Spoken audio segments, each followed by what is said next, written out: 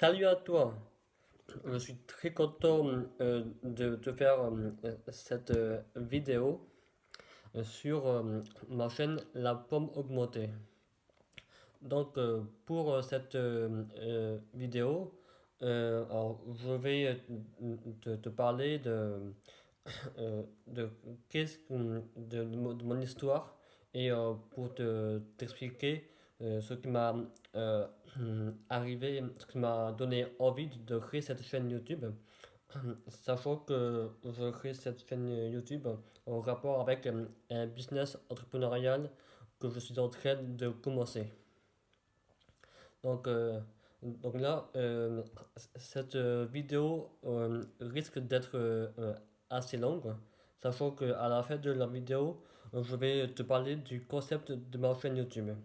Donc, si tu veux euh, passer directement à mon explication sur le concept de ma chaîne YouTube, je mettrai dans la description le temps à partir duquel je commence à parler du concept de cette chaîne YouTube.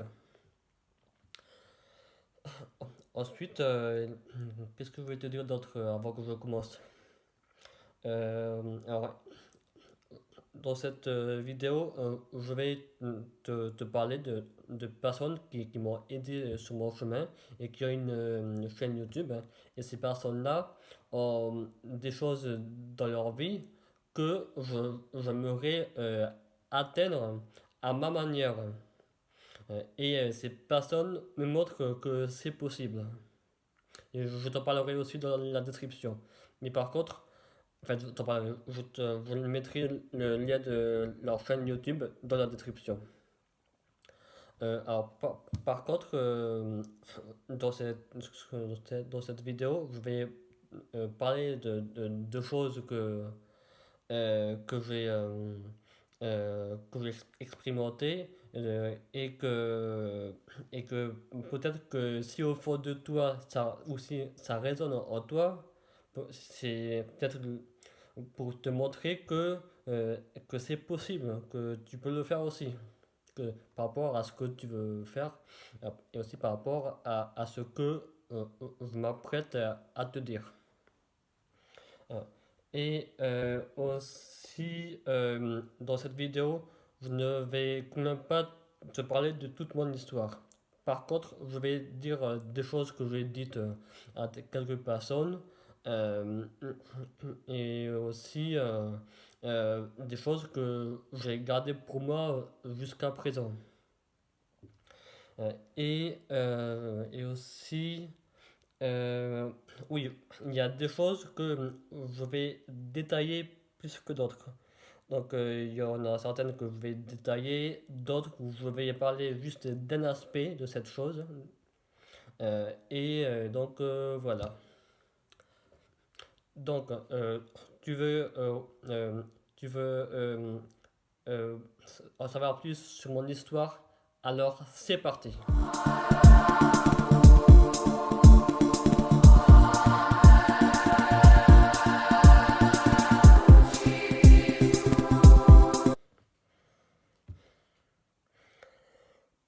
Alors, pour ma part, je suis né dans une ville française dans les Pyrénées-Orientales qui s'appelle Perpignan.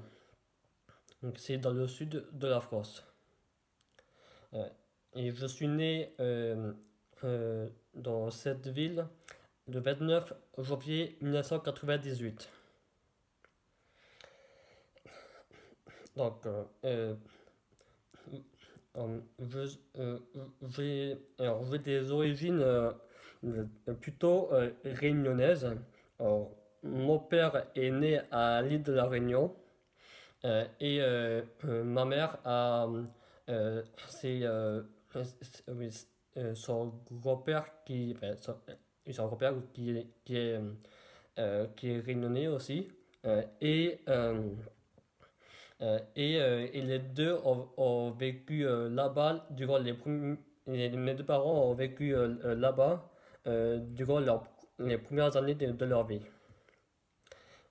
Et ce qui fait que j'ai Ce qui fait que mes parents m'ont emmené à l'île de la Réunion fin 1998, début 1999. Et donc, je vais ce qui m'amène à un premier point de mon histoire, mes voyages. Donc, je suis né à Perpignan, comme je viens de te dire, mais je voyageais là-bas à l'île de la Réunion euh, début 1999. Mais par contre, dans ma vie, je suis parti à l'île de la Réunion 8 fois dans ma vie.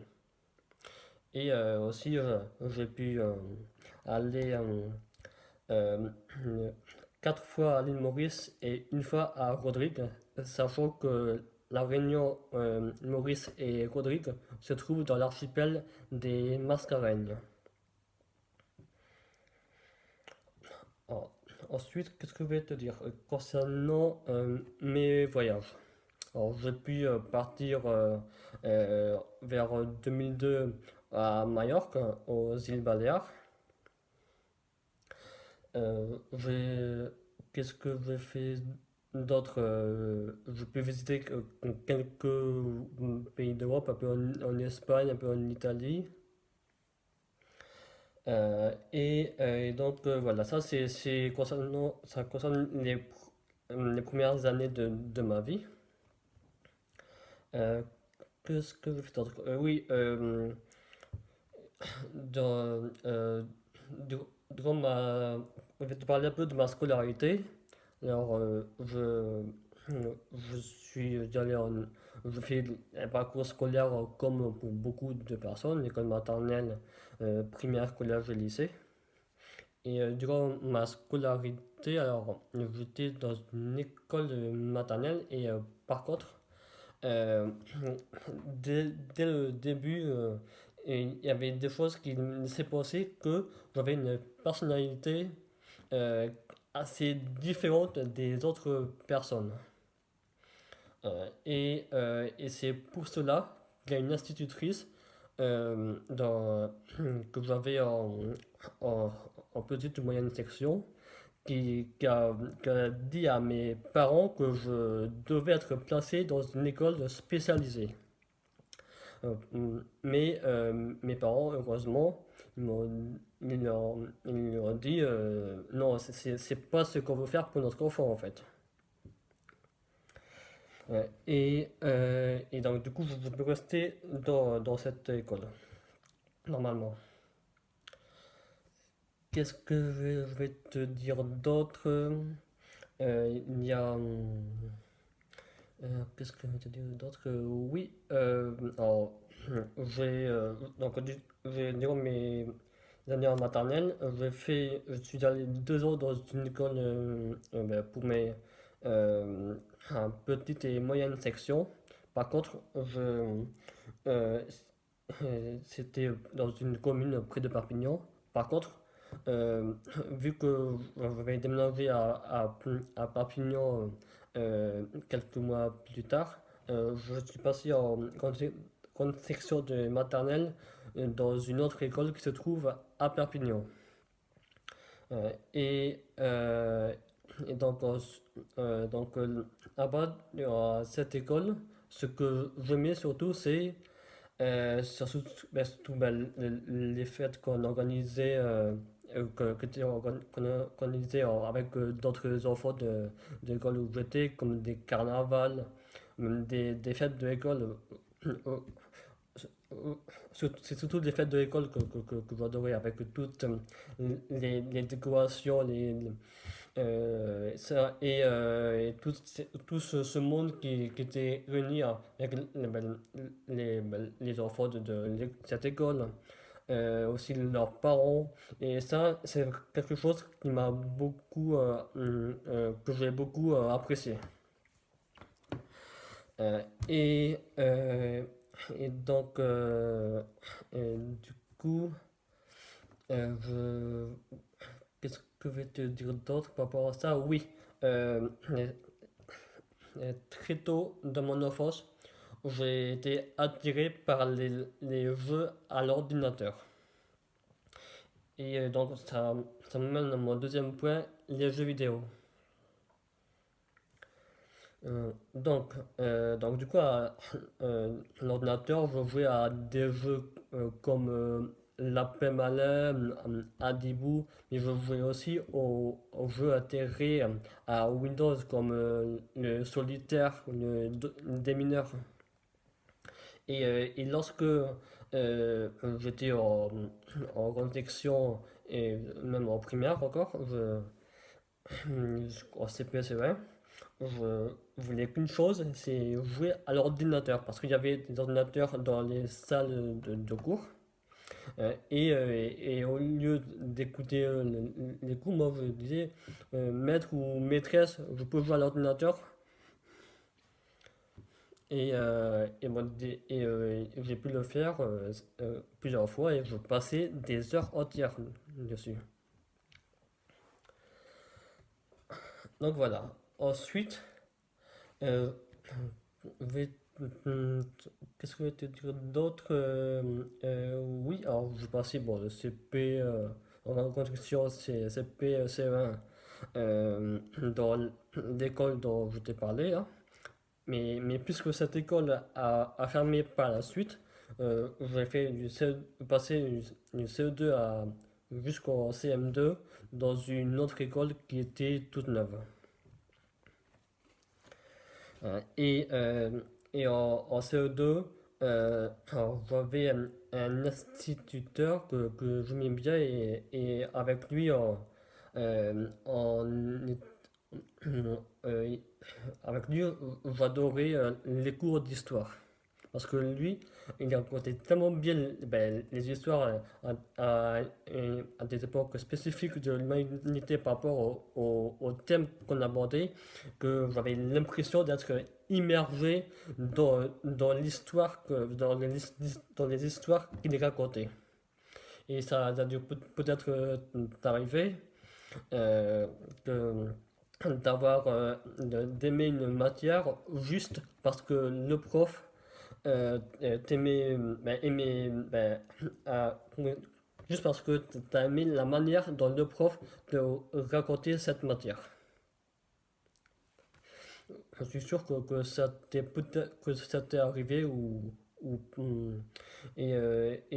donc voilà. Et du coup avec cet instituteur en CE2 que j'avais aussi en CM2, on faisait qu'est-ce qu'il y avait d'autre? On faisait bon, des sciences.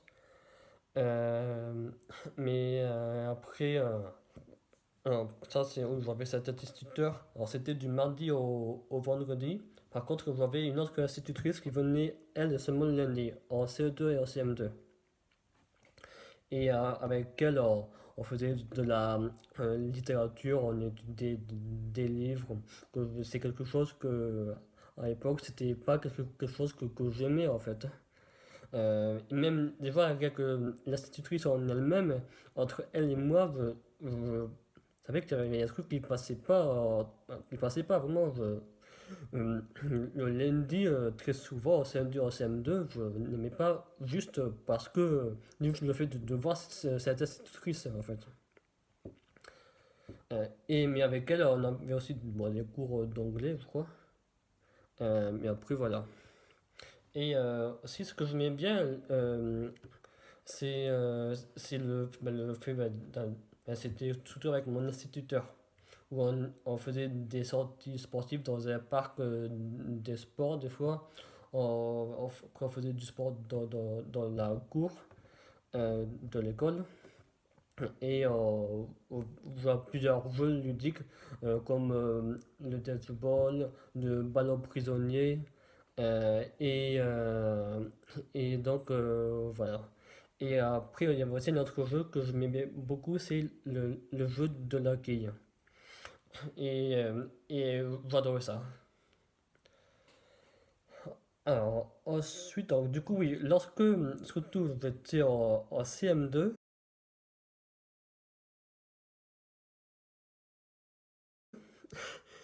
j'aimais bien mettre l'ambiance en cours. Et mais vraiment, c'est quelque chose que j'adorais. Vraiment, presque, je m'en moquais du regard des autres, en fait. Et j'ai une anecdote à te raconter. Lorsque on était en cours, c'était durant, je pense, un contrôle d'une matière, je ne sais plus laquelle. À un moment donné, je lance d'un coup, hip hip hip, et la classe répond, Hurrah! Et donc, je te laisse imaginer la réaction de mon instituteur après ça, qui est allé ensuite raconter à ma mère. Donc, c'est quelque chose que j'adorais faire. Et aussi, j'aimais bien mettre les pieds sur la table devant tout le monde aussi. Et vraiment, je m'en moquais en fait. Et donc, voilà. Et aussi, ce que je vais te dire d'autre, c'est que durant le CE1, j'ai été diagnostiqué dyspraxique. Et c'est mon troisième point, la dyspraxie. Donc, du coup, la dyspraxie, c'est un handicap qui fait que j'ai du mal à faire des activités manuelles comme par exemple faire les lacets, éplucher des pommes de terre et écrire et dessiner. Et dans ce cas-là, dans ce troisième cas, on appelle ça la dysgraphie. Et donc, du coup, concernant bon, les dessins, vous savez dessiner quelques bonhommes, par-ci par-là.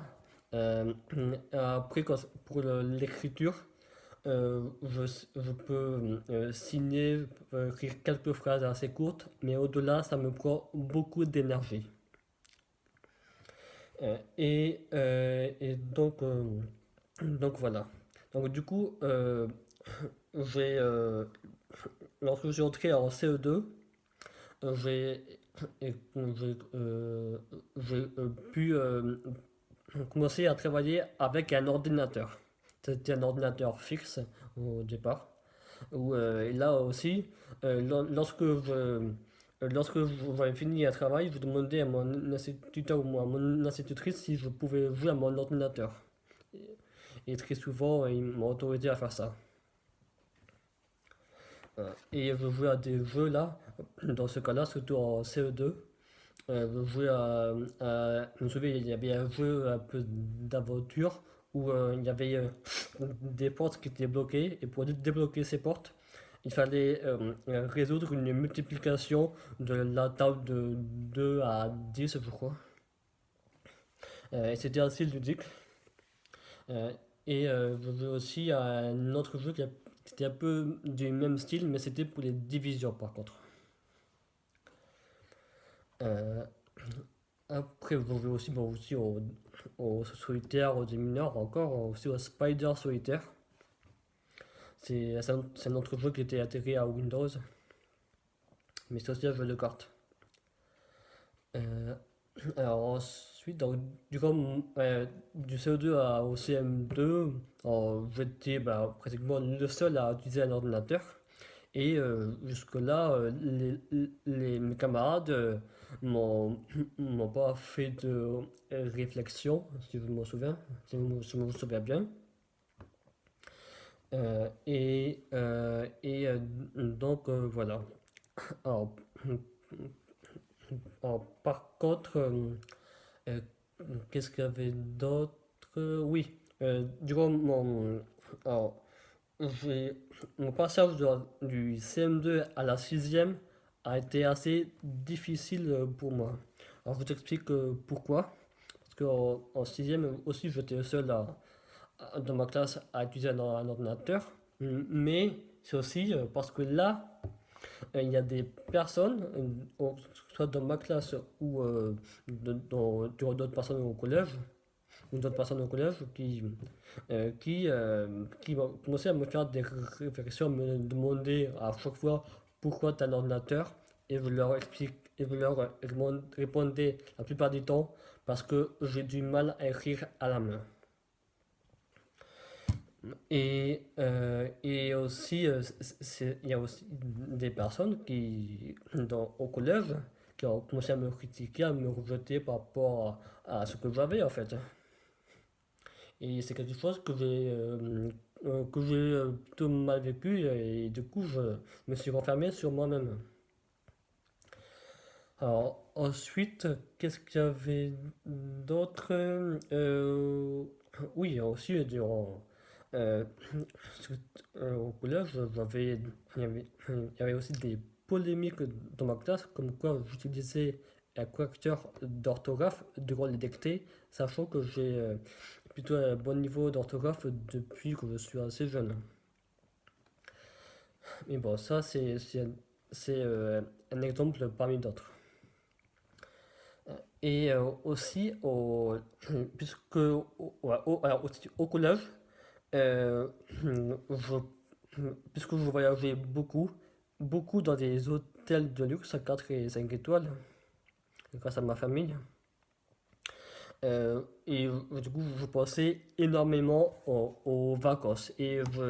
Lorsque mes parents me disaient à telle date, on, on va faire tel voyage, lorsque j'étais en cours, durant des matières que je n'aimais pas, euh, plutôt que d'écouter ce que disaient mes profs, je n'arrêtais pas de penser à ces voyages en question. Je me projetais dans ce voyage en imaginant ce que j'allais ressentir, ce que j'allais faire dans ce voyage, tel hôtel j'allais aller, etc.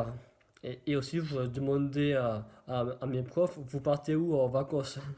Et aussi, je expliquais mes vacances, mes voyages à mes camarades de classe et aussi des camarades au collège. Et je faisais ça sans filtre. Euh, Par contre, il y a aussi des matières que j'ai aimées au collège, et des matières aussi, des thèmes de quelques matières que j'ai aimées. Et globalement, ce que j'aimais au collège comme matière, c'est en sport, c'est le badminton. J'ai découvert ce sport en sixième. Et du coup, je suis allé à l'association sportive au badminton de la sixième à la troisième. Ensuite, il y avait quoi d'autre que j'aimais bien comme matière?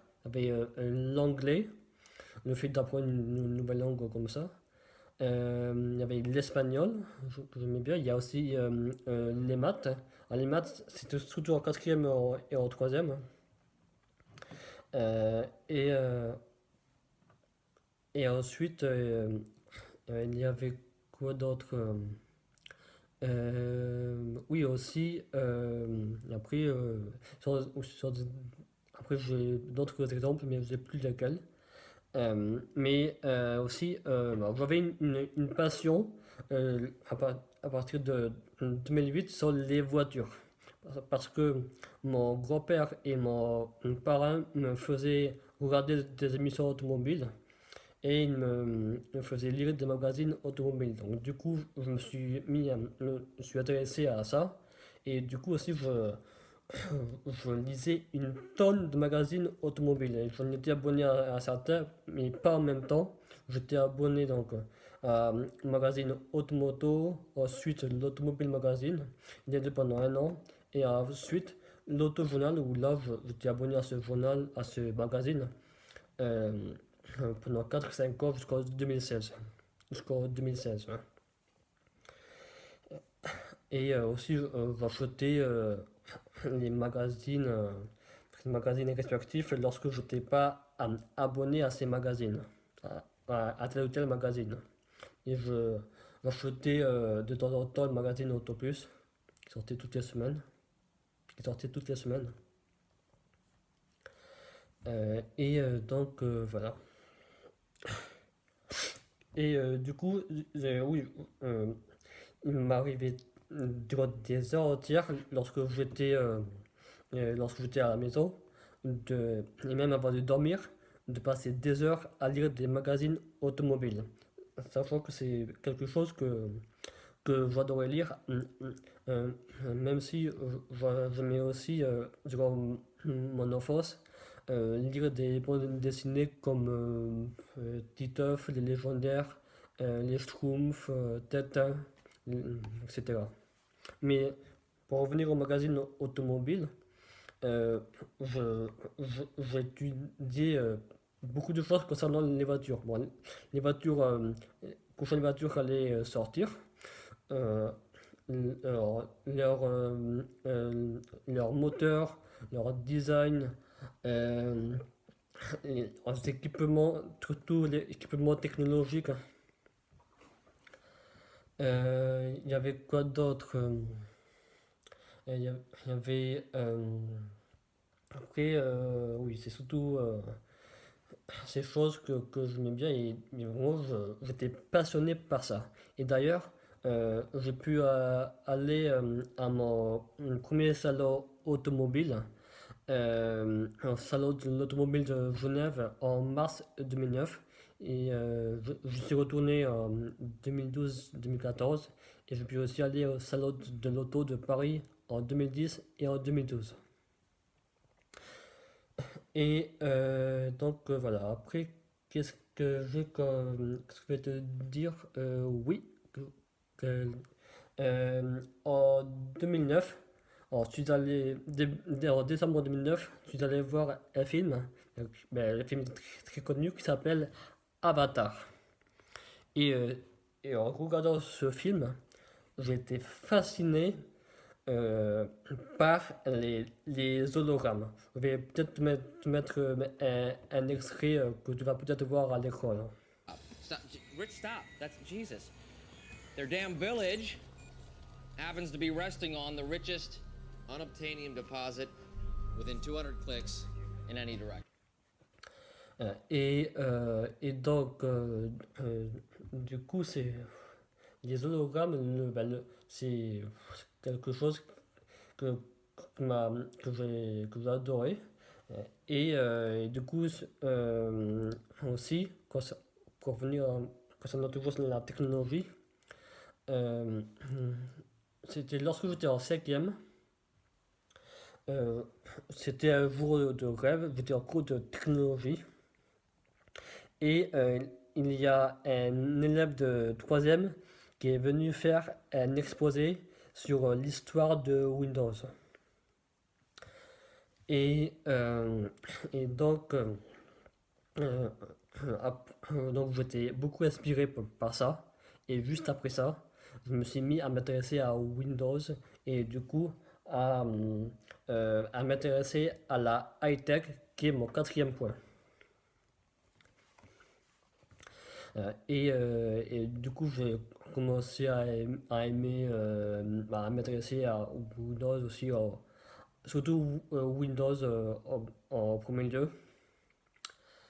Et du coup, qu'est-ce que je vais te dire d'autre? Alors, lorsque j'étais oui, après ma cinquième, aux vacances d'été de 2011, j'ai fait un séjour de 2 semaines sur une linguistique de 2 semaines à Lowestoft. Lowestoft, c'est une station balnéaire qui est à peu près à la même hauteur que Londres, mais qui est à l'est de l'Angleterre. Alors, euh, et là-bas, je suis allé. Alors, oui, d'abord, j'ai fait. On avait cours le matin et activités sportives l'après-midi. Et aussi, j'ai fait 2 excursions. J'en ai fait une à Cambridge et une autre à Norwich. Et durant mon excursion à Cambridge, elles m'ont donné, j'étais avec des personnes du groupe qui participaient à cette excursion. Et c'était, je crois que c'est midi, je crois. On était dans un centre commercial. Il y a une personne dans ce groupe qui dit si vous voulez, on mange et ensuite je vous amène dans un Apple Store, hein, qui était aussi dans le centre commercial en question. Alors, du coup, ce qu'on a fait, et on est entré dans l'Apple Store, et là, je commençais à m'intéresser à Apple, mon cinquième point. Et donc, du coup, j'étais fasciné par avoir des iPhones et des iPods avec écran tactile, quelque chose que je n'avais pas vu avant. Et du coup, là, pour compléter mes recherches high-tech que je regardais souvent, je commençais à m'intéresser aux prochains produits Apple, euh, surtout les iPhones, les iPads, et les prochaines versions d'iOS. iOS, c'est le système d'exploitation pour iPhone et iPod aussi. Et je commençais à regarder l'actualité d'Apple de très près de cette manière-là. Regarder les keynotes d'Apple.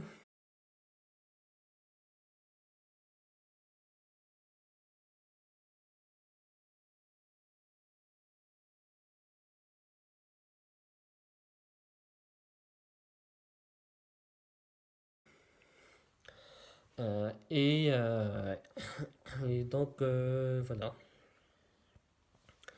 Donc, du coup, qu'est-ce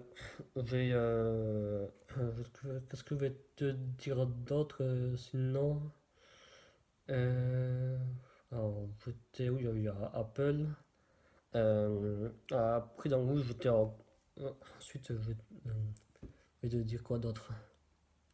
Euh, oui, donc, je suis arrivé euh, au lycée en seconde en 2013.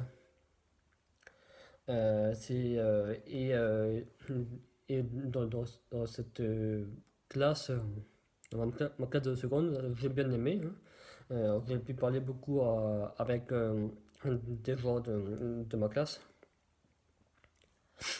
Et, euh, et donc, voilà. Et aussi, ah oui, avant que je te parle de ce que j'ai vécu au lycée, c'était lorsque j'étais en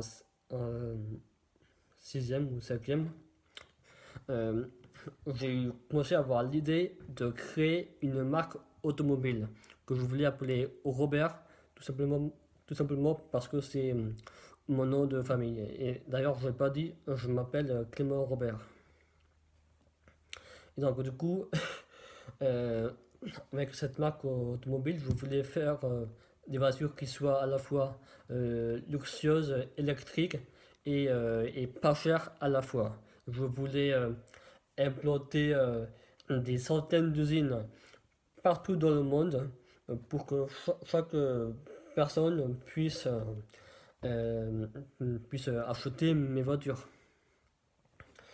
Et j'ai même travaillé sur un logo avec une planète Terre, avec le logo Robert, oui, avec le mot Robert euh, en premier plan et en vert pour le vert qui est oui, la couleur de l'écologie. Et donc voilà, c'est quelque chose qui m'a pris de la cinquième à troisième à peu près.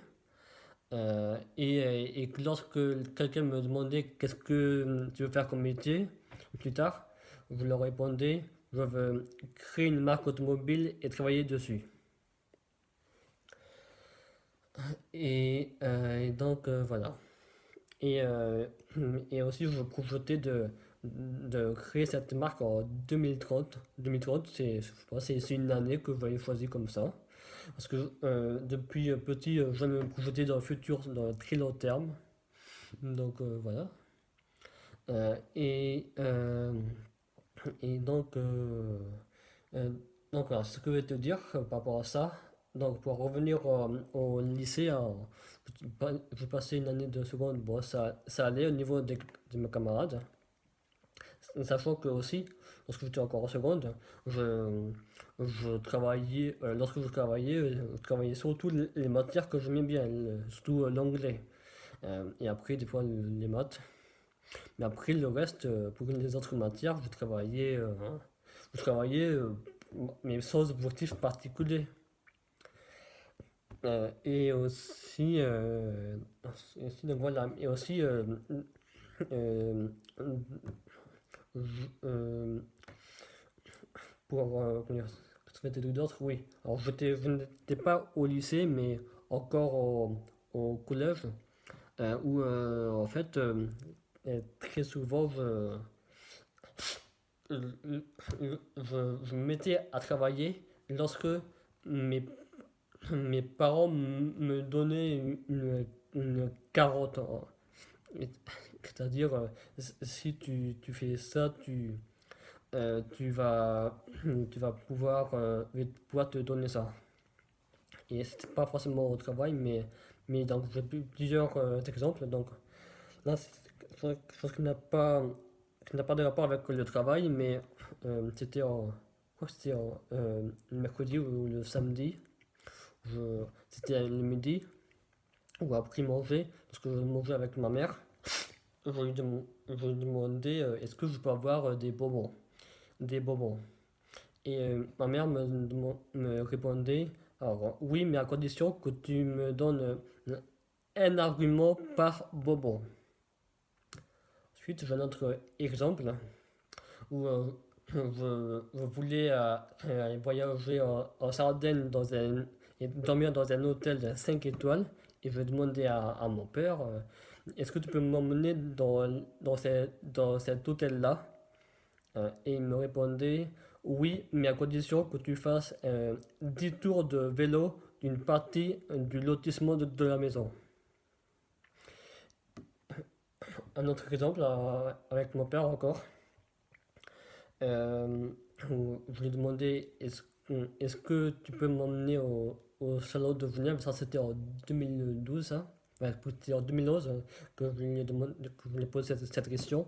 Il m'a répondu oui, mais à condition que tu aies au moins 13 de moyenne au premier et au deuxième trimestre. C'est ce que j'ai fait. Et du coup, il a pu m'emmener là-bas.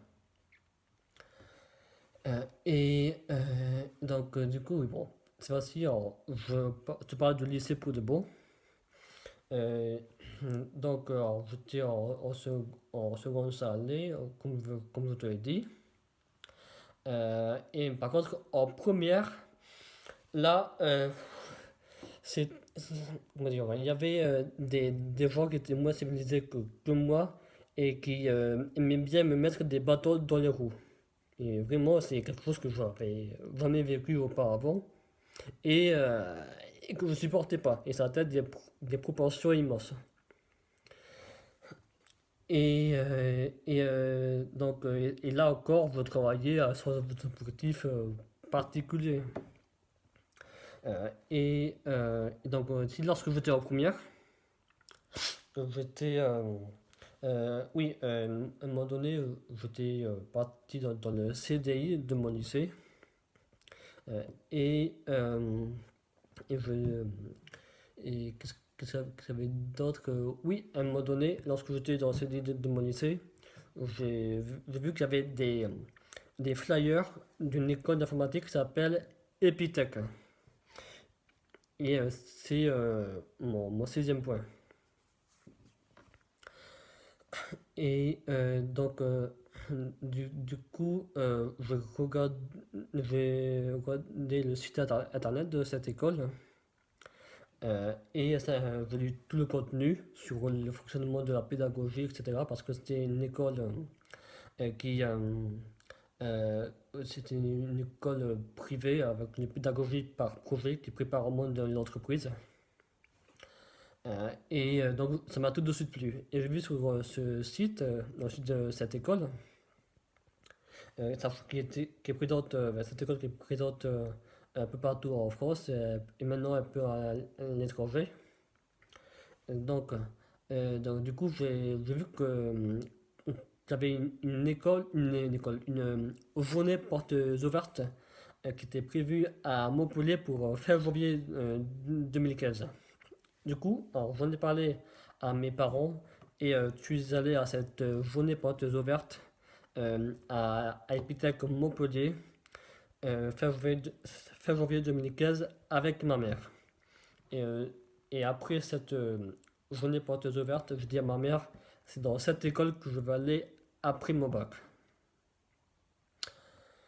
Donc, sachant que que là, je joue encore beaucoup aux jeux vidéo. Je joue à des jeux comme Edge World, qui est un jeu de stratégie. Je jouais surtout à Candy Crush. Et Candy Crush, bon, tu connais.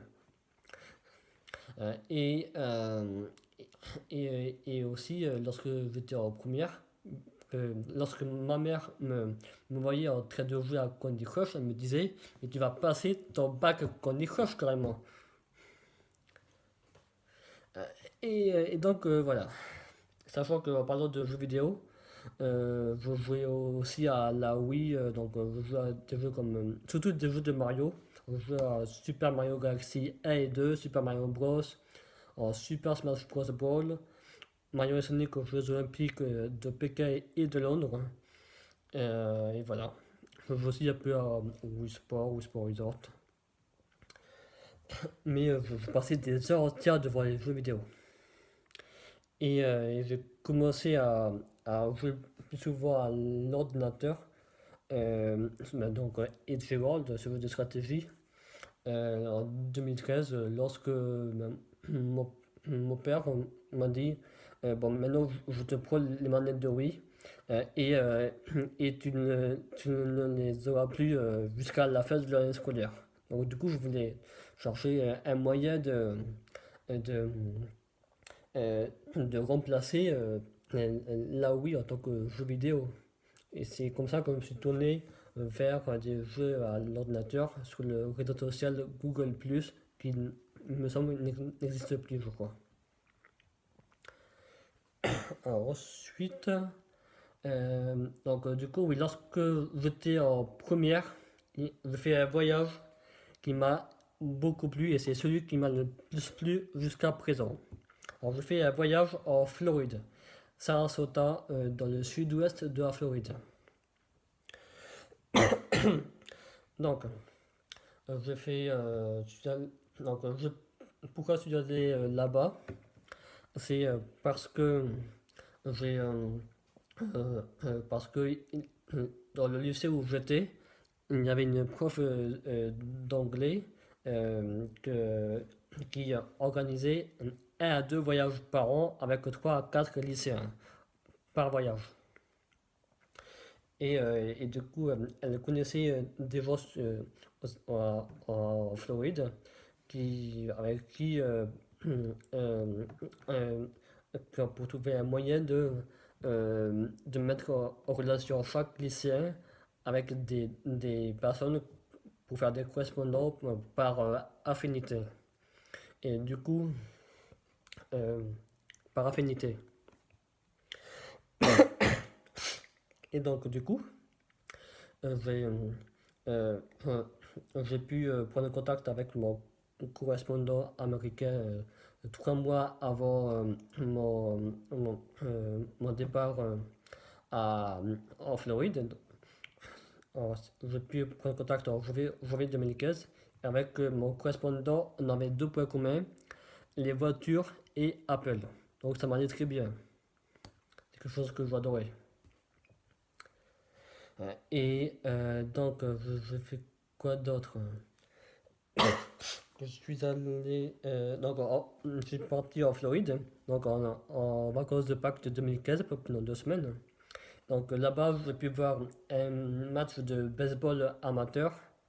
J'ai pu voir alors, j'ai visité l'école de mon correspondant, un lycée qui ressemblait beaucoup au lycée français.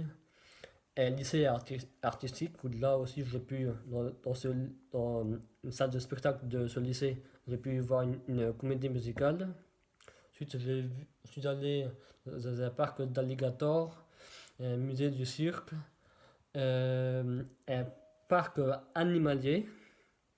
Ensuite, je suis allé aussi à Disney World.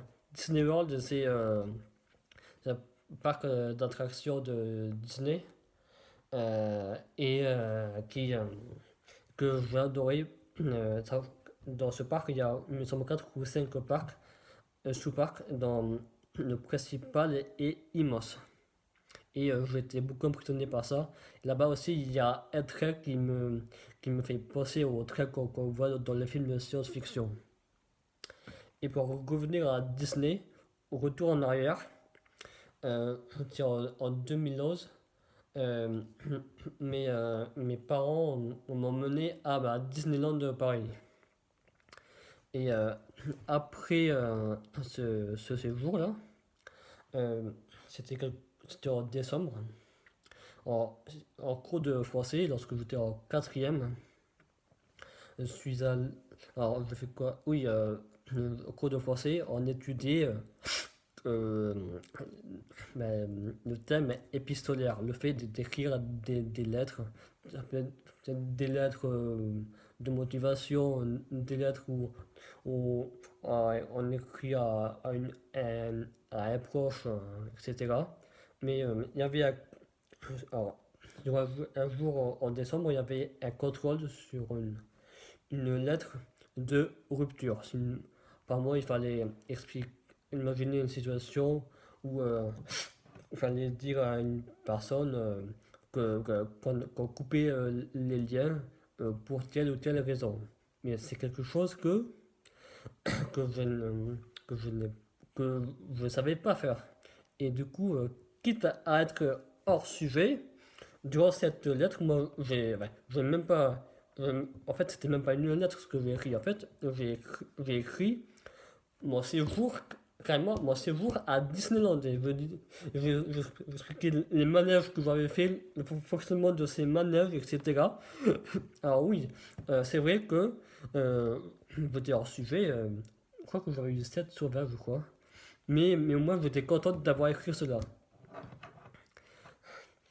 Donc voilà, ça c'était en 2011. Donc du coup, alors, je te parlais de mon séjour aux États-Unis, ce qui m'a beaucoup plu. Et, donc voilà, donc c'était en 2015. Ça. Alors après ça, alors, j'ai, non, c'était en septembre 2015 où puisque je voulais aller à Epitech après mon bac, je me suis dit là, j'arrête les jeux vidéo pendant un temps, y compris Candy Crush, et je me focalise sur mon bac pour que je puisse ensuite aller à Epitech l'année suivante. Donc c'est ce que je fais. Et, et du coup, là, j'ai commencé à avoir des meilleures notes dans différentes matières. Même les matières où dont je n'étais pas intéressé avant.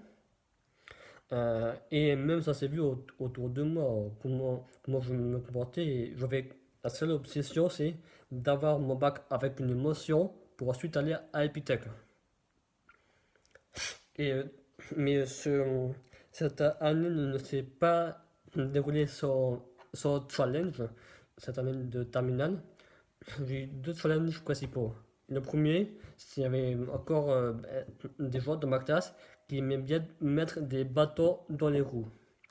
Et le deuxième challenge, c'est alors j'étais à un entraînement de badminton fin novembre 2015 et à un moment donné, je fais une mauvaise chute, je tombe sur mon poignet gauche.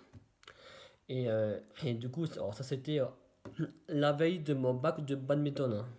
Et du coup, durant 5 semaines, j'avais une attelle à mon bras gauche que je ne pouvais pas utiliser du mois de décembre 2015.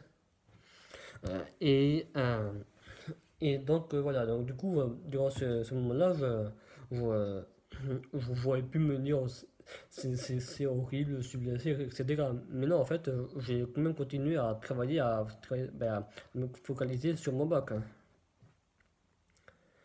Donc voilà, donc du coup, j'ai passé mon bac, j'ai eu avec mention assez bien. J'avais entre 13 et 14 de moyenne. Sachant que je fais un bac STI2D SIN.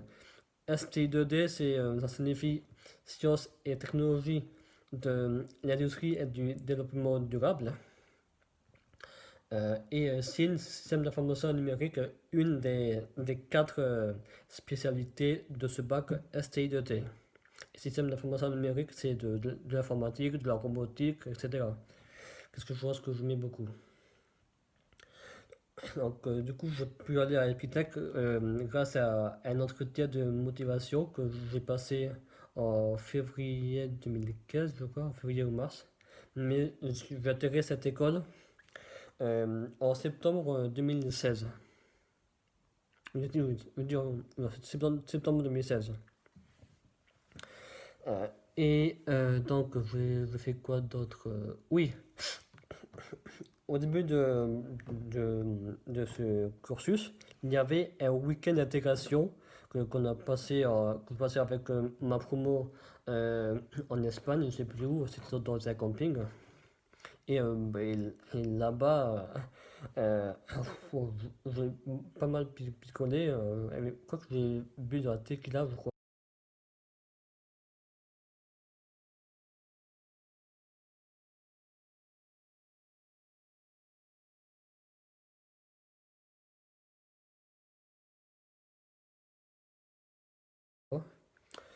Mais après, durant ce week-end, bon, on s'amusait beaucoup.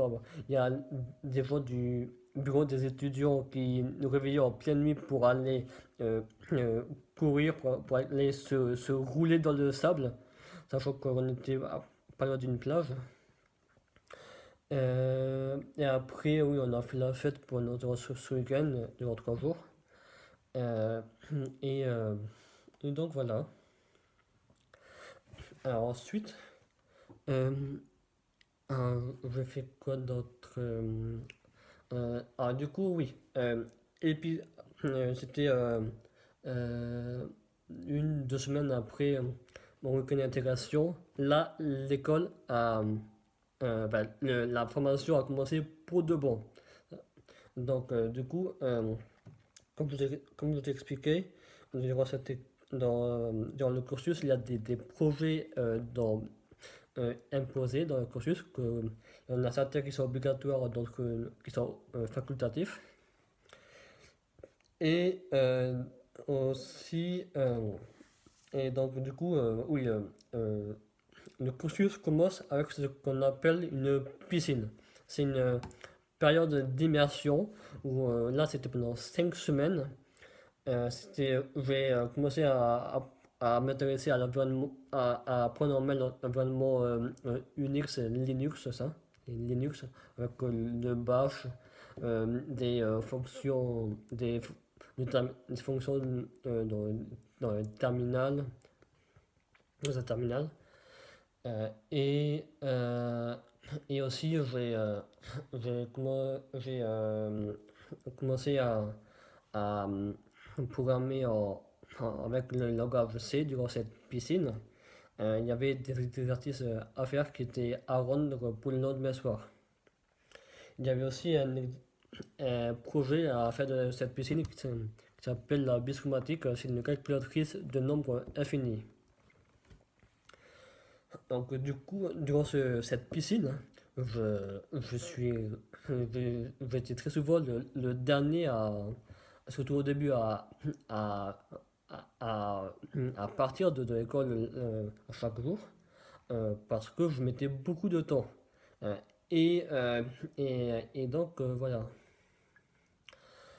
Ensuite, j'ai fait quoi d'autre? Oui, à Epitech, il y avait, après cette piscine, il y avait d'autres projets en première année où là, euh, j'ai fait quoi d'autre? Oui. Euh, oui, il y avait donc des projets toujours dans le cadre du cursus. Alors, il y avait ça fallait recoder une fonction d'affichage en langage C. Après, il y avait quoi d'autre? Il y avait euh, un projet où il fallait euh, trier des nombres en choisissant un algorithme. Il y avait quoi d'autre? Il y avait un projet de bataille navale, un autre de Tetris. Et pour te dire, la plupart de ces projets-là, je les finissais pas. J'ai beaucoup de difficultés à les faire. Et ces projets-là, surtout en première année, ils étaient à faire tout seul. aussi au passage un projet qu'il fallait recoder le jeu Wolf 3D. Euh, Ensuite, du coup, oui, c'est à partir du deuxième semestre de la première année à Epitech que moi, ça allait avoir des projets en groupe de 2 à 4 ou 6 je sais plus. Euh, Et, euh, donc, du coup, je faisais ces projets, mais je faisais aussi très souvent dans mon coin. Déjà là, euh, j'aimais bien faire des choses tout seul en fait, et sans me préoccuper des autres. Voilà, donc du coup, aussi dans cette école, il y a un test d'anglais que les étudiants passent tous les mois. Alors, ça s'appelle le TOEIC, c'est un test d'anglais qui est très connu. Euh, et euh, c'est un test qui est noté sur 990 où il y a 5 ou 6 parties, je crois. Une partie de compréhension écrite, compréhension orale.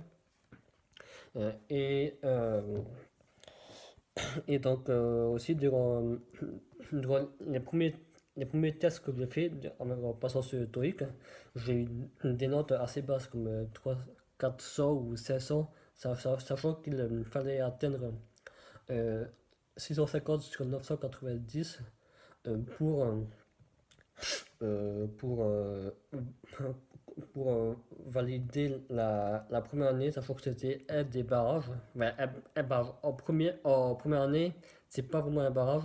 On pouvait aussi, si on n'avait pas ce score en première année, euh, valider des compétences qu'on validait avec des cours d'anglais. Mais ça, c'est seulement valable pour la première année, ça. Alors, ensuite, il y avait quoi d'autre? Oui, alors du coup, vu que j'avais des notes assez basses au TOEIC, je commençais à m'intéresser à faire à m'intéresser au séjour à l'étranger, peut-être pourquoi pas un stage à l'étranger où je voulais partir à l'étranger pour faire quoi? Pour améliorer mon anglais, tout simplement. Et, euh, et donc, j'ai fait quoi d'autre? Oui, donc du coup, c'est comme ça que j'ai fait mon deuxième séjour linguistique de ma vie. Je l'ai fait pendant un mois à Toronto de juillet à août 2017. Donc, je suis par- Et oui, avant de partir là-bas, il fallait trouver. Alors, on devait chercher un stage pour le premier semestre de la deuxième année, mais je me suis pris très tard, sachant que j'ai fait et refait mon CV. J'ai postulé dans plusieurs entreprises, dans deux incubateurs partenaires d'Epitech Montpellier, et j'ai pu passer quatre entretiens. Alors, un dans les systèmes embarqués, sachant que je voulais à la base intégrer Epitech pour ensuite travailler dans le système embarqué automobile. Ensuite, j'avais un entretien dans une entreprise de publicité. Euh, un autre avec une entreprise qui fait des logiciels pour les experts comptables. Et une autre entreprise qui fait des films d'animation. Et, euh, et c'est, du coup, ces quatre entretiens euh, n'ont pas eu de suite, en fait. Donc, du coup, j'étais assez perdu. Et sachant que normalement, trouver un stage aussi pour valider la première année. Du coup, bon, je suis parti à Toronto, au Canada, où là-bas, j'ai passé mon temps à faire la fête, au boîte de nuit, à boire beaucoup d'alcool fort, avec les gens qui étaient de ma famille d'accueil. Euh, et, euh, et aussi, je suis parti, la seule fois où je suis ressorti de Toronto, Oui, c'est au moment où, une semaine avant euh, avant la fête de ce séjour, ça fait que je suis parti 4 semaines. J'ai fait quoi? Oui, je suis parti aux chutes du Niagara. C'est quelque chose que j'ai beaucoup apprécié. Euh, mais aussi, alors, durant mon séjour à Toronto, euh, vu, vu que je n'avais pas de stage je demandais à mon père de me trouver un stage grâce à son réseau, il m'a envoyé un message par WhatsApp pendant que j'étais là-bas. Euh, Comme quoi il avait trouvé deux propositions de stage, une à Casablanca au Maroc et une autre au Luxembourg. Et, euh, et, du coup, je me suis dit, mais si je devais faire un stage à l'étranger parmi ces deux propositions, je, je voulais faire à Casablanca et je choisis cette ville uniquement pour le climat à la base. Donc, du coup, je suis rentré de Toronto. J'ai fait ma convention de stage pour mon stage à Casablanca, sachant que dans le sujet de stage, c'était écrit chatbot. Je devais en fait apparemment coder un chatbot. Voilà. Donc, du coup, je fais quoi d'autre? J'ai fait. Du coup, une semaine après mon retour de Toronto, je suis parti à Casablanca et je suis parti de début septembre à peu près la troisième semaine de décembre 2017. Et donc là-bas, à Casablanca, j'étais dans une entreprise qui était le premier partenaire de Google Afrique. Je suis arrivé dans cette entreprise euh, et j'ai pu rencontrer mon maître de stage.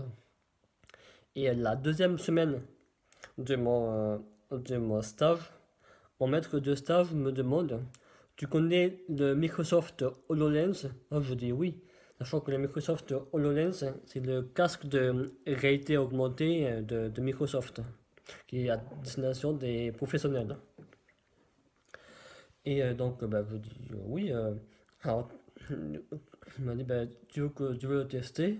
Je dis oui, je veux bien tester le Microsoft HoloLens. Alors là, je l'ai testé.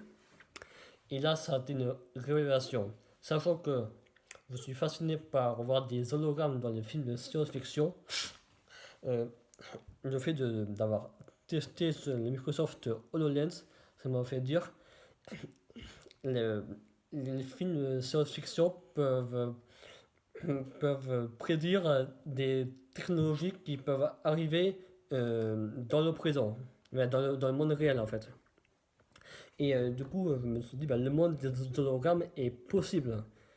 Sachant que si par rapport à la réalité augmentée, euh, je jouais des fois à la Nintendo 3DS mais que je possédais pas et que je et que aussi et que où je boitais la Nintendo 3DS des personnes que je connaissais et qui avaient cette console de jeu. Et du coup, la particularité de cette console de jeu, c'est que il y avait, il y avait des cartes, il y avait aussi des cartes qui étaient distribuées avec la console de jeu et en, en pointant la Nintendo 3DS vers cette carte, il y avait comme une animation en réalité augmentée qui s'affichait et du coup on pouvait il y avait plusieurs jeux assez ludiques en réalité augmentée grâce à cette console de jeu, la Nintendo 3DS. Voilà, ça c'était bien avant que je découvre Epitech, tout ça. Et bon, pour revenir à mon stage de début de deuxième année, du coup j'ai testé le Microsoft HoloLens. J'ai pris en main le logiciel Unity, qui est un logiciel très connu pour les jeux vidéo. Du coup, j'ai pu commencer à à apprendre le langage C Sharp. Euh, donc voilà. Donc du coup, à un moment donné, je devais choisir une application que je voulais faire, que je voulais développer sur le Microsoft HoloLens et je n'avais pas d'idée. Euh, Jusqu'à ce que est-ce durant une nuit, c'était fin novembre, où là l'idée me prend, c'est de développer une application de traduction en réalité augmentée sur le casque Microsoft HoloLens. Et du coup, je voulais, euh, avec cette application, avoir une traduction classique, c'est-à-dire taper un texte et de traduire. Et aussi, je voulais pouvoir traduire du texte imprimé. Et donc, du coup, j'en ai parlé aux personnes de l'entreprise pour laquelle je faisais mon stage. Euh, du coup, j'ai commencé à travailler sur cette application et, donc j'ai pu faire fonctionner la traduction le dernier jour de mon stage tard le soir. J'étais fier de moi. Donc du coup, il y avait plusieurs langues. On voulait en mettre en français, anglais, euh, italien, euh, espagnol. Et après, il y avait peut-être une autre langue, je ne sais plus laquelle. Mais bon, en tout cas, le fait d'avoir pu faire fonctionner la traduction en mode classique ou en mode lecture de texte imprimé, OCR, j'ai, ben, c'est ma- c'est une de mes principales fiertés aujourd'hui. Sachant que pour me servir euh, développer cette application, je me suis servi des API de Microsoft Azure. Pour il y en avait une pour la lecture OCR, il y en avait une autre pour la traduction. Donc voilà. Donc du coup, euh, en janvier, quelques semaines après mon stage, on suis revenu à Montpellier. Et là, je fais le bilan de mon stage et c'était quelque chose que j'ai adoré, mais c'est inexplicable. Et donc, je fais quoi dedans. Du coup, c'est là que j'ai commencé à me dire que ben, le, faire un travail qui me plaît, c'est possible. Donc, du coup, je commençais à me remettre en question. Le mois suivant, je fais quoi? Je fais, je visitais un parc naturel à proximité de chez moi et depuis ce moment-là, j'ai commencé à beaucoup me reconnecter à la nature. C'est quelque chose que j'aime beaucoup encore aujourd'hui. Je fais quoi d'autre? Oui, en mars, en traînant sur YouTube, j'ai recherché non, je recherchais bon, signe d'une destin parce que oui, je commençais à m'intéresser à ce genre de choses.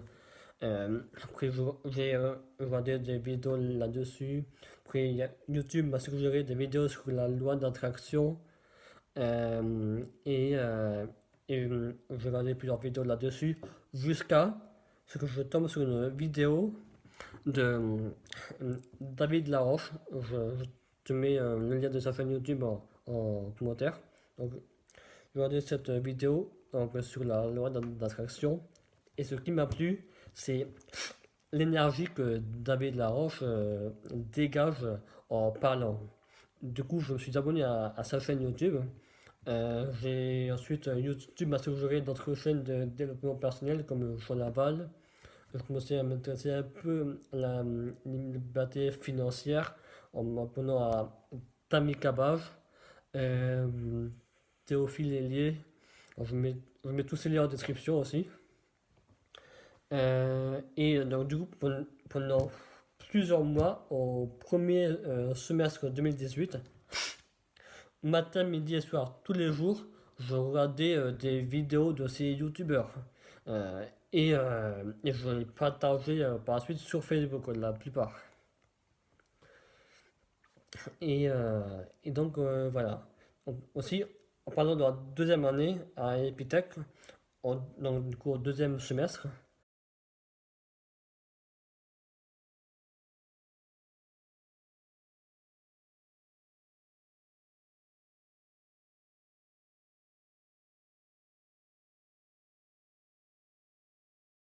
j'ai fait, c'est l'année où j'ai le plus travaillé jusqu'à présent.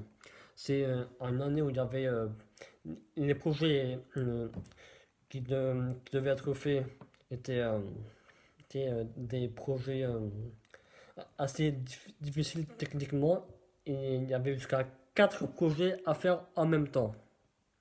Mais j'ai fait beaucoup de sacrifices durant cette année et du coup je me suis focalisé sur quelques projets pour lesquels je me sentais que j'allais peut-être faire délivrer au moins un travail minimum sur ces projets-là. Euh, voilà. J'ai fait quoi d'autre? Donc oui, aussi ces projets-là, et la plupart étaient à faire en groupe. Et déjà dès le début de la deuxième année, sachant qu'on était entre 50 et 60 en deuxième année de ma promo à Epitech Montpellier, euh, ma promo a commencé à refuser, ouais, les gens de ma promo ont commencé à refuser de m'intégrer dans leur groupe de projet. Du coup, j'en ai parlé à l'équipe pédagogique, etc. Donc, il y a des projets que j'ai pu faire, que j'ai pu faire en groupe, en intégrant des groupes qui dépassaient la taille maximale autorisée et que je pouvais faire en faisant du travail supplémentaire par rapport à ce qui avait été demandé à la base. Après, j'ai dû faire des projets tout seul que là, je n'ai pas du tout terminé. Alors que ces projets devaient se faire en groupe entre 4 et 6. Et ça s'est poursuivi dès le début de la troisième année, où là, vraiment, personne ne voulait voulait de moi dans leur groupe de projet. Mais personne, hein. Du coup, je l'ai très mal pris, c'est encore plus refermé sur moi-même, sachant à cette époque-là, j'étais assez différent des gens de ma promo. Donc, du coup, j'ai fait quoi d'autre? Oui, en troisième année, il y avait un part-time facultatif. Et part-time, c'est une alternance de la semaine. Là, c'était pendant 3 jours, j'étais à Epitech et 2 jours en entreprise. Mais sachant qu'à Epitech, on pouvait aussi rester durant tout le cursus, même le week-end. Et c'était très recommandé.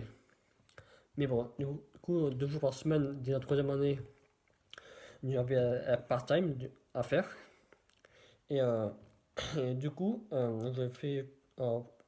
Moi, j'ai trouvé un part-time. En fait, c'est grâce au réseau de mon père, où il y a un représentant d'une entreprise qui se trouve au Luxembourg, qui, euh, qui m'a appelé et qui me dit ben, ça te dirait de faire de la réalité augmentée pour iPhone en utilisant le framework ARKit.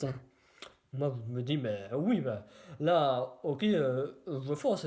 Je n'ai pas hésité une seule seconde. Sachant que je n'avais pas de Mac jusqu'à présent et que je voulais en avoir un. Donc, du coup, j'ai dit, alors je veux bien faire ça, mais je n'ai pas de Mac pour l'instant. Et du coup, le représentant de cette entreprise m'a dit, bon, c'est pas grave, je vais t'en acheter un. Donc, du coup, je fais ce stage, ce part-time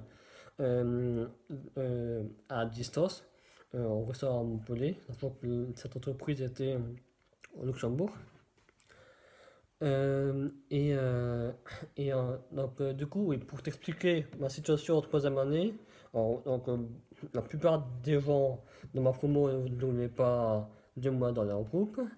Et donc, du coup, j'avais une chose pour me raccrocher, c'est le part-time. Sachant que là, durant ce part-time, j'ai pris en main le framework ARKit et, et à chaque fois, il me tardait le jeudi et le vendredi pour travailler sur le framework ARKit, qui est le framework de réalité augmentée d'Apple.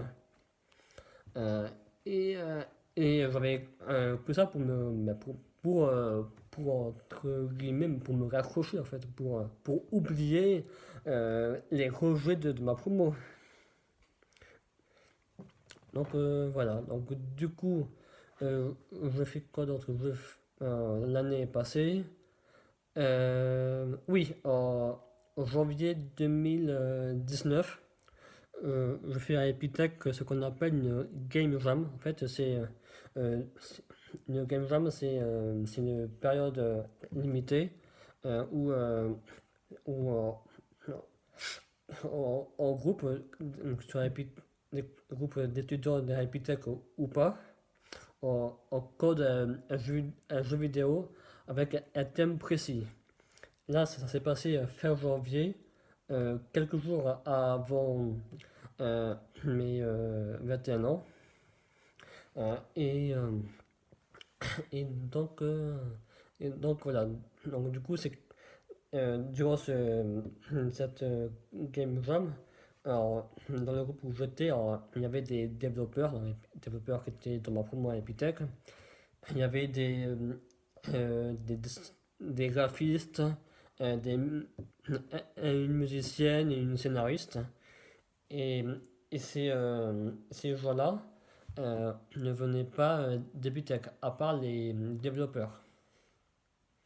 Et donc, en fait, euh, euh, ce qui m'a plu durant cette Game Jam, euh, c'est euh, c'est le fait, ce sont les complémentarités humaines.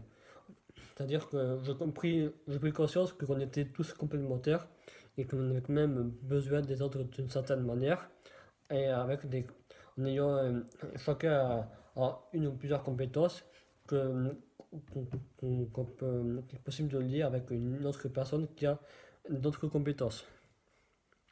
C'est vraiment cette prise de conscience à ce moment-là. Alors ensuite, je fais quoi d'autre? Du coup, oui, on est passé. Je fais mon stage au Luxembourg dans une entreprise qui était partenaire de l'entreprise dans laquelle je fais mon part-time. Là, je fais quelque chose qui n'a rien à voir avec le développement informatique, la réalité augmentée. En fait, durant ce stage, j'ai fait j'ai rédigé une documentation pour un réseau social d'entreprise en français et en anglais. Euh, voilà, c'est quelque chose que j'ai beaucoup aimé, mais que je ne ferai pas à vie. Et sachant qu'aussi, avant que je fasse cette documentation et au début de mon stage, je n'avais pas assez de crédit pour valider ma troisième année. Sachant que j'ai fait que là, je voulais partir en quatrième année parce que la quatrième année se faisait à l'étranger dans une université partenaire d'Epitech. Je voulais partir à San Marcos en Californie. Euh, j'étais présélectionné pour aller là-bas, mais je n'avais pas encore validé mon année en fait. Donc du coup, je fais quoi?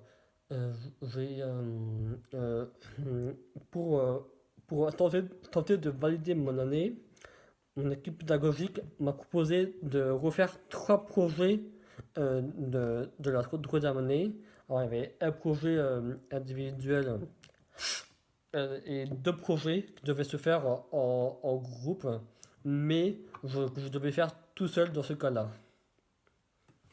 Parce que j'étais le seul de ma promo à Epitech Montpellier à ne pas avoir validé mon année et à me retrouver dans cette situation-là. Après, il y avait d'autres personnes de ma promo qui avaient, qui étaient encore, qui n'étaient pas sûrs de valider leur année, mais qui ont pu la valider d'une autre manière. Euh, donc voilà. Donc du coup, bon, je fais ces projets-là, mais la plupart, je les ai pas fait. En fait, il y a un gros projet que je n'ai pas fait parce que je m'étais focalisé surtout sur le projet individuel, et aussi je vais commencer un peu un autre projet, hein.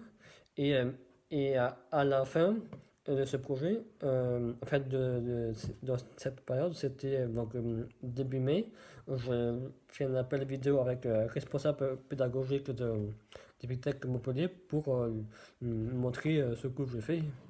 Et donc, du coup, il se trouve que selon lui, j'avais beaucoup de critères techniques qui n'étaient pas respectés. Donc du coup, je passais des heures entières à travailler sur ces projets pour avoir un résultat qui ne correspond pas aux attentes. Donc, du coup, euh, l'équipe pédagogique d'Epitech Montpellier m'a fait redoubler. Et par contre, ils m'ont recommandé d'aller m'installer à Paris. Et pour aller pour faire mon année à Epitech Paris, où la promo est au moins 10 fois plus grande qu'à Montpellier. Je crois que j'ai pu partir dans 2 semaines à Paris pour dans le, dans le cadre, oui, pour faire un projet de fin d'études. C'est une application en réalité augmentée sur iOS et Android, mais je me suis occupé de la partie réalité augmentée sur iOS. Et du coup, j'utilise le langage Swift pour cela et pour tout ce que je fais en matière de réalité augmentée, que ce soit durant mon part-time ou durant d'autres projets personnels. Et même durant la période où j'étais à Paris, sachant que lorsque j'étais à Paris, il y a un dimanche où je suis allé à une conférence de développement personnel de Jean Laval. Celui que un des youtubeurs que je suivais en matière de développement personnel. Donc du coup, je peux aller parler un peu. Et cette conférence, ça s'est très bien passé, j'ai adoré. Euh, donc voilà. Donc du coup, pour revenir à mon redoublement, donc, du coup, j'ai dû faire, avant avant d'aller à Paris, j'ai dû euh, trouver un logement. Donc j'ai postulé dans plusieurs résidences étudiantes. Il y en a une qui a fini par m'accepter, donc du coup j'ai pu finaliser les démarches administratives. C'est une résidence qui est dans le 13e arrondissement de Paris. Alors, je fais quoi d'autre? Je suis. Et du coup, oui. Sachant que je devais monter à Paris pour fin août, durant les vacances d'été de 2019, l'année dernière, je devais. Je travaillais un peu pour mon père, où là, je m'occupais des présentations PowerPoint. Moi, c'est quelque chose que j'ai aimé aussi, mais pareil, je ne ferai pas ça à la vie. Alors ensuite, je fais quoi d'autre? Ce que je fais d'autre, je fais. Alors du coup, j'ai pu. Alors, après avoir fait un voyage de 2 semaines à Bali en famille, j'ai pu déménager sur Paris fin août 2019. Et donc là-bas, alors, durant les premiers jours, j'ai commencé à j'ai commencé à vouloir me faire des connaissances. euh, et, euh, et donc, j'ai tapé, m'a donné sur Google, rencontrer des voix pareilles. Je suis tombé sur une application alors, qui est du même style que OVS et Meetup, mais les événements sont seulement sur Paris, donc je vois parisienne. Donc, je télécharger cette application, euh, j'ai créé mon compte et j'ai fait ma première sortie euh, sur un rooftop près de la porte de Versailles. Donc, donc du coup, je fais ça donc, durant cette même soirée là, sachant que ça se passait le soir, je me suis inscrit à une sortie d'improvisation théâtrale et une autre de bachata pour le même jour. L'improvisation théâtrale c'était pour samedi midi et bachata euh, samedi soir. C'était fin août ça. Donc, du coup, je suis allé, alors je fais ma sortie improvisation théâtrale et j'ai beaucoup aimé. Ensuite, je suis allé à la sortie bachata où j'ai découvert cette danse de salon. Il y avait un cours de bachata euh, de, euh, d'abord, il y avait un cours de bachata débutant.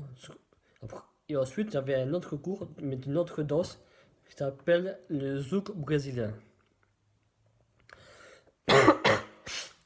Donc ensuite,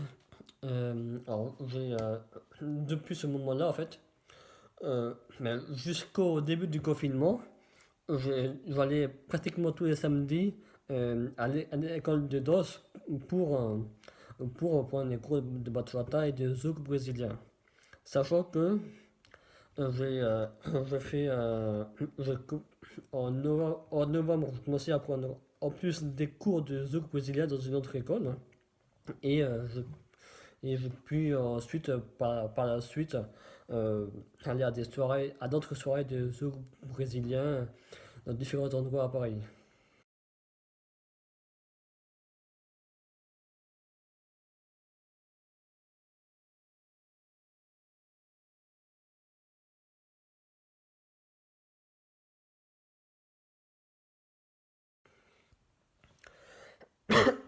Alors, je m'excuse si tu comprends pas ce que je dis, je parle assez vite euh, et, euh, peut-être que ma voix n'est pas compréhensible, mais je verrai ça. Mais je m'en excuse d'avance. Donc, du coup, je fais quoi d'autre? Oui, euh, alors, je fais donc ces cours de bachata de zouk brésilien. Et aussi, je commençais à beaucoup sortir à Paris par le biais de l'application en question. Donc, je fais des sorties, non, plusieurs dans dans des bars de société, dans des bars restaurants plus ou moins insolites. Euh, donc, je fais quoi d'autre? Je fais des sorties de développement personnel. Durant un soir, il y avait un atelier de développement personnel après, il y avait une sortie qui se déroulait toute la journée où là, c'était une conférence sur le développement personnel, l'entrepreneuriat, sur la relation à soi, relation aux autres. Euh, et, euh, et donc, voilà, en fait. Donc, du coup, euh, oui, pour revenir à ce que j'ai fait, aussi lorsque j'étais en,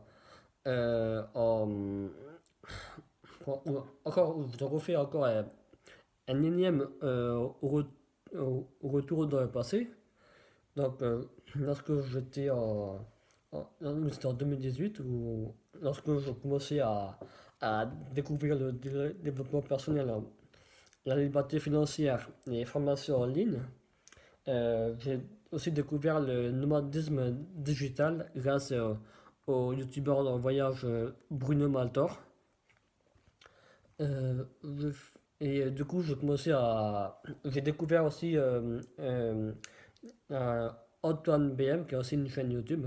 C'est c'est quelqu'un qui aide les gens à vivre de leur contenu, que ce soit une vidéo YouTube, formation en ligne, podcast, email quotidien, etc. Alors, je fais quoi d'autre? Du coup, oui, j'ai découvert l'entrepreneuriat à Epitech en troisième année.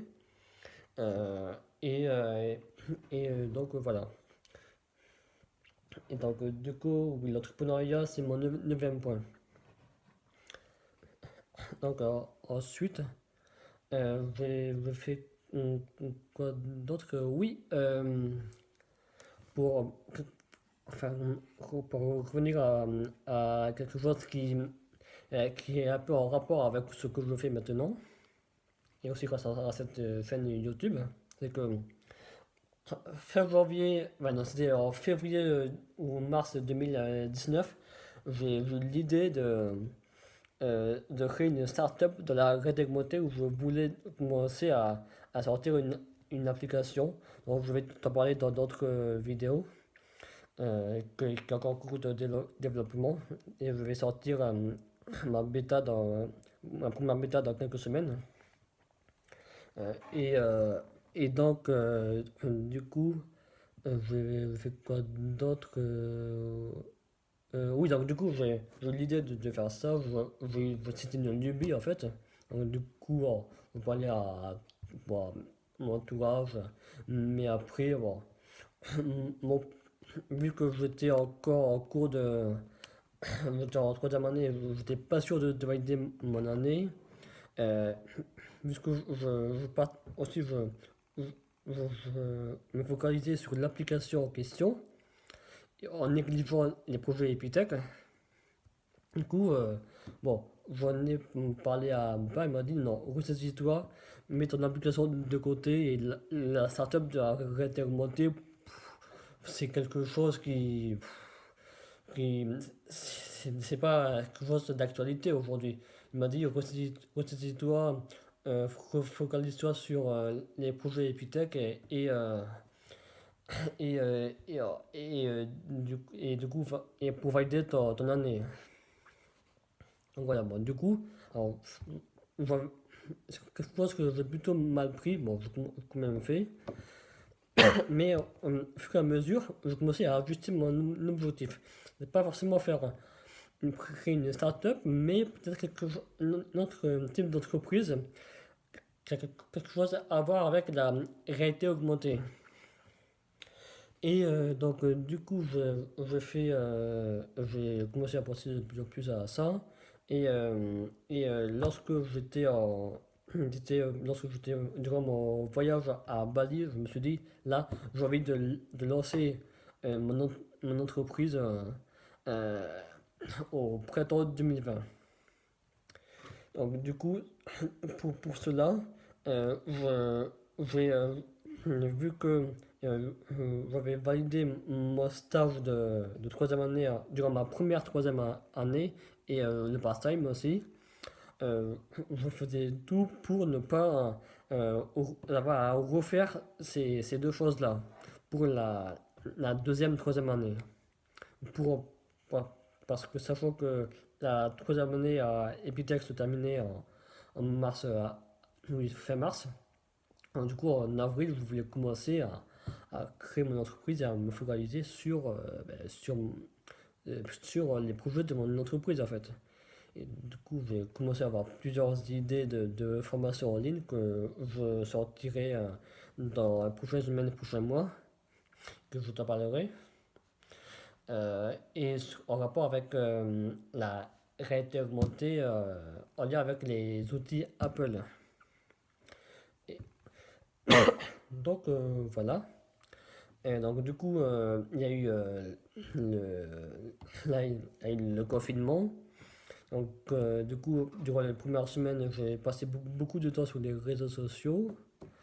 Et aussi, je n'ai encore une fois pas validé ma troisième année à Epitech Paris. Ce qui fait que je dis à mes parents, bon, maintenant, j'arrête mes études et je veux me focaliser sur mon business entrepreneurial. C'est mon dixième et dernier point. Et donc, du coup, ce que je veux faire, c'est. Je voulais dire à mes parents, ce que je veux faire, c'est euh, créer des formations en ligne à destination des développeurs iOS qui veulent intégrer de la réalité augmentée et d'autres technologies émergentes en lien avec les outils Apple. Et je voulais aussi créer cette chaîne YouTube là, la pomme augmentée. Je voulais faire quoi aussi ce que je voulais faire, c'est aussi développer mes propres applications. Mais encore une fois, je te parlerai d'une première application dans une prochaine vidéo. Donc voilà, donc du coup, là je suis en pleine transition professionnelle et mon entreprise, alors je tourne cette vidéo, est en cours de création, mais j'ai quand même décidé de créer cette chaîne YouTube avant la création de mon entreprise. Sachant que là, je tourne cette vidéo à 5 jours de la WWDC 2020, qui est la conférence mondiale des développeurs Apple. Euh, et, euh, et donc, euh, voilà. Donc, du coup, cette conférence, en raison de la situation sanitaire, va se dérouler entièrement en ligne. Et du coup, je vais y participer, je vais regarder la keynote, etc. Donc voilà. Mais après, pour les prochaines, pour les prochaines WWDC physiques, je vais essayer de me rendre sur place en Californie. Donc voilà, c'est tout ce que je vais te partager concernant mon histoire. Et donc, encore une fois, je m'excuse d'avoir, peut-être, de parler assez vite ou peut-être d'avoir, ou autre chose. Euh, mais, euh, mais donc voilà, oui, je suis parti dans tous les sens, je reconnais. Euh, en, en parlant d'une chose qui s'est passée à tel moment, après en revenant en arrière, etc. Mais c'est ma manière de fonctionner, du moins à l'heure actuelle. Donc voilà, donc du coup, euh, euh, j'en suis là, donc j'ai créé ma chaîne YouTube La Pomme Augmentée, celle-ci, hein. J'ai publié une première vidéo qui est l'animation d'introduction que tu as vue juste avant que je te parle de mon histoire. Euh, donc voilà, donc maintenant, je voulais te parler du concept de ma chaîne YouTube. Donc du coup, dans cette chaîne YouTube, j'ai envie de la consacrer aux technologies émergentes en lien avec les outils Apple. Comme technologie émergente, j'entends des technologies qui commencent à arriver dans nos vies et dans Apple met à disposition des développeurs pour intégrer ces technologies. À commencer par la réalité augmentée. Mais surtout me focaliser sur cette technologie durant les premières semaines, les premiers mois de mon business, peut-être les premières années. Mais je vais aussi te parler un peu de face tracking, hein, qui est le suivi du visage. Et donc voilà, donc du coup, sur cette chaîne, j'ai l'intention de te parler mes applications que j'aurais développées, d'autres applications que je testerai qui intègrent des technologies émergentes disponibles sur les plateformes Apple. Euh, je voudrais interviewer des développeurs qui créent ce genre d'application. J'aimerais te parler aussi des formations en ligne que je sortirai pour les développeurs, pour le développement iOS, en utilisant les frameworks d'Apple. D'abord, en commençant par le framework ARKit et RealityKit, mais aussi avec l'application Reality Composer, qui est une application qui permet de créer de la réalité augmentée sans ligne de code, mais qu'il est possible de lier avec des lignes de code pour les développeurs. Je voulais aussi te parler des actualités d'Apple en lien avec ces technologies émergentes, c'est-à-dire des rumeurs sur les systèmes d'exploitation et produits Apple en lien avec ces technologies-là, à commencer bien entendu par la réalité augmentée. D'ailleurs, je vais te parler dans mes prochaines vidéos, donc d'iOS 14, euh, les iPhone 12 et on est avec la réalité augmentée. Aussi, je vais te parler des lunettes de réalité augmentée d'Apple qui pourraient sortir en 2022-2023.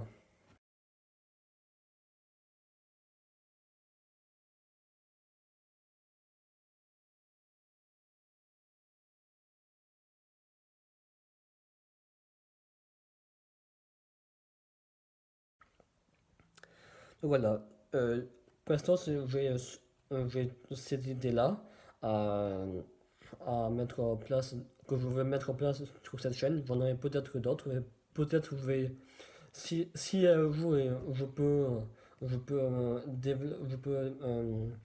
faire ça, pourquoi pas interviewer des youtubeurs qui s'intéressent à la réalité augmentée. Franchement, je suis ouvert. Et donc voilà. Donc du coup, euh, avant que, avant de te laisser pour cette vidéo, et avant de la fin de cette vidéo, tu dois te demander pourquoi je t'ai parlé de mon parcours, de cette histoire. Euh, et, euh, et donc, en fait, c'est parce que, bon, pour plusieurs raisons, pour t'expliquer ce qui m'a amené à créer cette chaîne YouTube. Alors, une autre raison, c'est pour extérioriser des choses que je ressentais le besoin d'expliquer publiquement.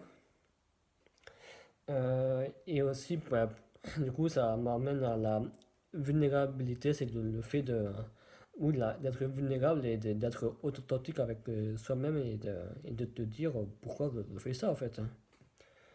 Et donc, voilà. Et donc, du coup, pour récapituler les 10 points principaux de mon histoire, donc j'ai mes voyages, les jeux vidéo, ma dyspraxie, la high-tech, Apple, Epitech, la réalité augmentée, le développement personnel, l'entrepreneuriat et enfin mon business entrepreneurial. Donc, du coup, pourquoi ces 10 points en question, sachant euh, que j'ai l'intention de poursuivre cela et donc c'est alors déjà j'ai avec mon business entrepreneurial j'ai envie de comme je te dis de focaliser sur les technologies émergentes, à commencer par la réalité augmentée en lien avec les outils Apple. Ensuite, euh, je veux par la suite devenir un digital nomade et me payer mes propres voyages. C'est un objectif un peu plus lointain. Ensuite, je veux parler des applications qui utilisent ces technologies émergentes, soit les miennes ou d'autres, soit des jeux vidéo ou des applications qui ne sont pas des jeux vidéo.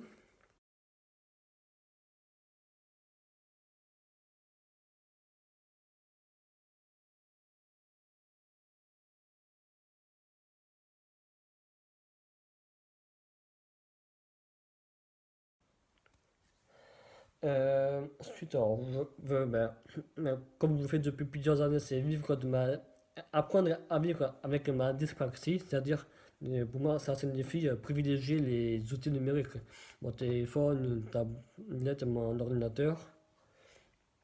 Ensuite, continuer à me tenir au courant de l'actualité high-tech et, euh, et, euh, et, euh, et continuer à mon développement personnel, à apprendre à gérer une entreprise avec l'entrepreneuriat. Et donc voilà, c'est pour ces 10 raisons ce sont les 10 principales raisons pour moi qui font que je crée ce business entrepreneurial. Euh, et euh,